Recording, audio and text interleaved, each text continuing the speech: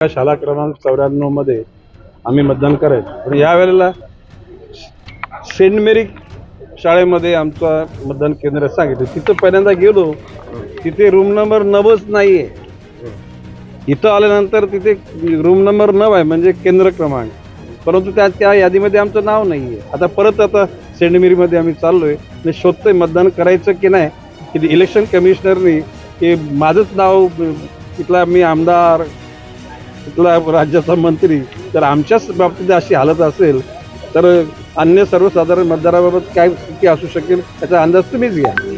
परिवारात नियोजन व्यवस्थित नाही, नियोजन निश्चितपणे व्यवस्थित नाहीये. संपूर्ण परिवाराच्या मतदानाचंही असं. आता आमच्या कुटुंबातले 3 ठिकाणी एकाच बिल्डिंगमध्ये राहणारे आम्ही बालाजीमध्ये. काहींचं इथं आहे, काहींचं सेंट मेरीमध्ये आहे. आता तो तिथे सेंट मेरीमध्ये जातोय. आता आम्ही शेवटी मतदानाचा हक्क बदलला पाहिजे, शोधलं पाहिजे, शोधू.